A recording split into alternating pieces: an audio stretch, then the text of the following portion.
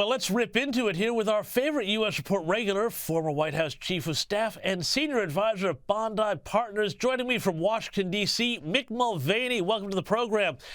Mick, as I just mentioned, some big economic news with 3% GDP growth. Far better than expected, but I don't know. I kind of feel like reading the papers leading up to the election all year. I thought Trump was supposed to crash the economy. Are we supposed to be in the middle of some new Great Depression now?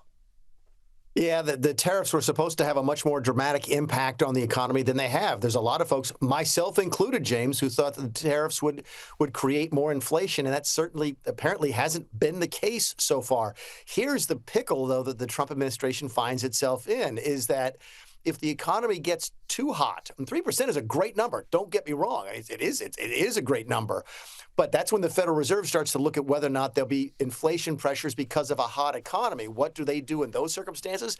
They raise interest rates. So here's Donald Trump trying to get them to lower interest rates, and you got to wonder if they're not looking at this now, going at the Federal Reserve, going, maybe we need to raise rates the next time around. I don't think it's going to happen, but certainly anytime you see that 3.0% GDP growth number, you're going to start to worry about whether or not the Fed wants to raise rates as opposed to lower them.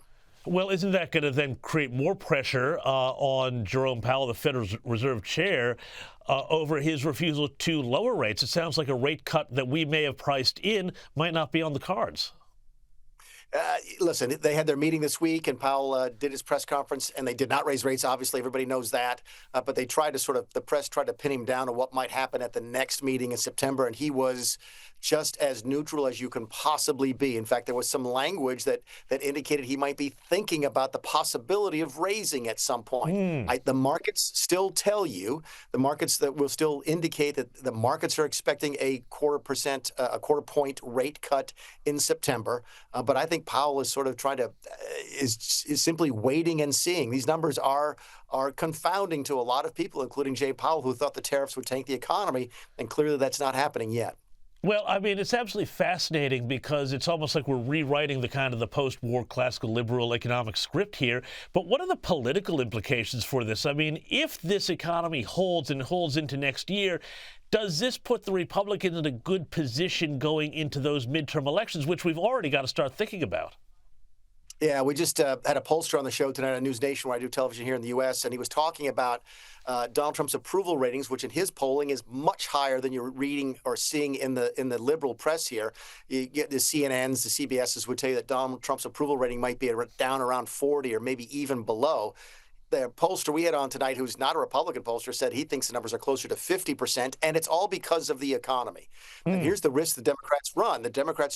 Some Democrats want to make the economy the central piece of their midterm elections. The problem with that is if the economy goes well, they're going to get shellacked. So right now, I think the Democrats are confounded by the economy. You hate to say that they want the economy to be bad, but if the economy were much worse, it would make it easier for them to develop a message for the midterms. But right now, the economy is good. Donald Trump's numbers are pretty good. And when you put those two things together, it sort of gives you the impression that maybe the Republicans' fate in the midterms might be better than people expect.